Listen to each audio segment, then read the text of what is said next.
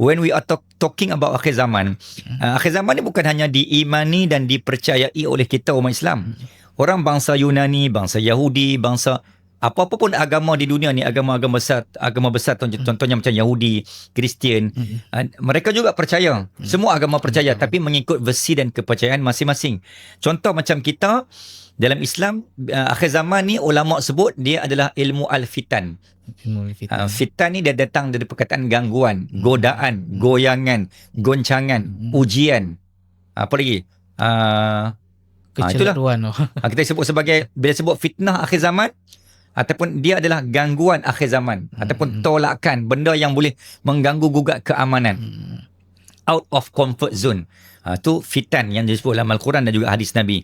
Dalam kita, dalam rukun iman, kita percaya qada dan qadar. Betul. So, percaya kepada peristiwa akhir zaman ni adalah juga sebahagian daripada peristiwa yang ketetapan Allah. Allah tetap dah kita jadi bangsa penghujung. Allah dah tetap dah peristiwa ni, hujung zaman sebelum kiamat akan berlaku huru-hara. So, itulah qada dan qadar Allah.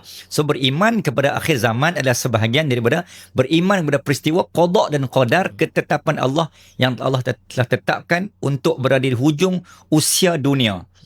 Okay, so akhir zaman ni, itu dari segi kefahaman kita dalam kesedaran kita sebagai orang Islam. Pegangan orang Yahudi ataupun orang Kristian ataupun bangsa-bangsa lain, contoh dalam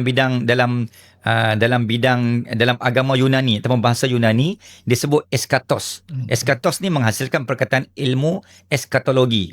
Sebab tu dalam istilah barat dia kata ilmu tentang akhir zaman ni adalah ilmu yang berkaitan dengan peristiwa yang akan berlaku kemudian, penghujung zaman, yang disebut sebagai eskatologi ataupun peristiwa ramalan akhir zaman. Ini kepercayaan orang agama selain dari Islam.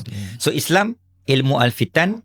Kalau selain dari agama Islam disebut ilmu eskatologi, peristiwa geopolitik akhir zaman.